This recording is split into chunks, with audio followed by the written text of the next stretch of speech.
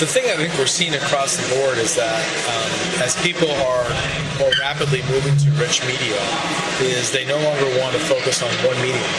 Is that we're seeing that people want to move across, and the design community is actually having to struggle with now the fact that they were an expert maybe in print, and now they have to move to the web, or they're moving to motion graphics or video. So what they're looking for is the ability to, even though they might be an expert in one area, they need to know a little bit more about what's happening to the left and to the right of where their expertise is. So they're looking for the ability to integrate across these products more seamlessly. And so one of the big focus points we've had with the acquisition of Macromedia, and then with the suites that we came out with, was how do you actually work across all those mediums and make those things work more seamlessly together. In addition to that, of course, people want to see the next level of cool features about what happens in the individual components as well. Oh, I still think there's a lot of room for new enhancements. I mean, I think people said that about Photoshop, as an example, 5 years ago. What else could they do? Then a vanishing point came about. In Illustrator, live color was, I think, a breakthrough technology. In the video space, you see things like Puppet Tool and what we can do in After Effects as enhancements that we made past when people thought it was already saturated. So I think that with the advent of things like three-dimensional graphics now being tightly integrated into Photoshop, Illustrator integrating with Flash more closely, we're starting to see that innovation is coming not just from within integration itself across portfolios, but actually even individual feature sets within the product are also being enhanced. And I think there's still some upside. We have some ideas up our sleeve about how we might enhance that. I can't go into too much detail there. I'll just say that, for example, in the imaging space, we see that the advent of, people said, well, I have a 5 megapixel camera or a 10 megapixel camera, or maybe somebody has a 12 megapixel camera.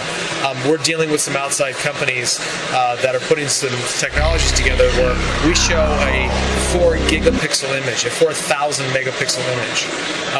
And people say, what in the world would you do with that? Well, again, not just for forensics or not just for people who are doing, military or science work. Actually, the ability to take a very, very large image and zoom in on a very, very small feature and have that blown up and still retain the resolution is something that we're seeing as more and more important, because now you could literally take one person was speculating, I could go into a sports match and I could watch the soccer game being played. I can take a wide-angle shot of the entire stands, and I can, in one shot, get the reaction from the coach, from the player, and from 10 different people in the audience at the moment that activity happened. And all of a sudden, I can zoom in and get a high-resolution image of each of those things independently. That's a technology where it's just nascent right now. It's just starting to materialize, but that's going to basically flow into the product portfolio when you start getting that kind of resolution and that kind of imagery, where you go, wow, that would be great. The problem with it is a 4,000 megapixel image is rather large, and just to maneuver through that image, you need breakthrough technologies just to show the image. There's probably only a few applications that actually can display a 4,000 megapixel image. So that's where we're seeing some of the enhancements that you'll see coming down the road. So first of all, we're extremely excited. I mean, one of the key foundation points where we think the vision of what the future of where Adobe's going relates to Apollo. And Apollo itself is not a product. It is a development environment, development kit that actually allows you to go do some really interesting things. We have internally our first application that's developed based on Apollo is something called the Adobe Media Player, which allows us to have our first full-blown application that Adobe will be shipping later this calendar year for media players. However, we see a whole spectrum. So eBay is redesigning its whole front end to the experience that you and I get when we go to eBay, and it's a much richer experience now. Those applications like Buzzword, which is a word processor that is a totally breakaway hosted service online word processor that's extremely rich, and when you see it, you go, wow, that's not just your typical online editing system. It's actually a full-blown word processor. So we see some new capabilities, and by the way, I think that even Adobe it's a set of tools. So you give you a hammer, nails, and a saw, and you can build a house, you can build a shed, or you can build a piece of furniture. And so we're giving you a set of tools that you can do some pretty amazing things. And we've only scratched the surface as people start to investigate what's possible. Much like when we gave you Photoshop initially, we didn't dream of some of the things that people would do with it. So that's on the positive side. To comment on the criticism that you brought up, that people might be worried about having to download every time, that's not our intent at all. Meaning that if tomorrow I create an application or a service, and it's based on Apollo, and I don't have Apollo installed on my system, I would then invoke that, and the application would say, oh, you need to install Apollo, do you want to do so? I would say yes. That piece would be downloaded at that moment. The next application that needed Apollo is now installed. I don't have to reinstall it with every application. My next application would just run. No different than today if I plan on using the same mechanism. I need Flash. Same mechanism happens today. It downloads Flash the first time. The next Flash application doesn't re-download Flash. It just plays.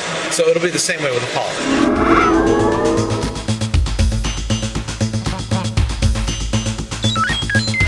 I think that there's two concepts there.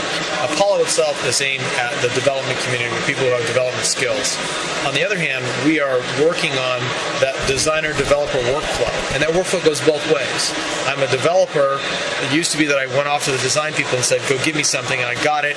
I then took it, maybe a Photoshop file, and said, okay, make that. And then I used my own set of tools and did something totally separate based on some image that I got from the design side. Or conversely, the design people had no idea any concept about the web or HTML or coding, or they just said, I just want to make it look good. I think that those worlds are certainly coming together, and I think the key thing we're looking at are how do you smooth the workflow between the designer and the developer.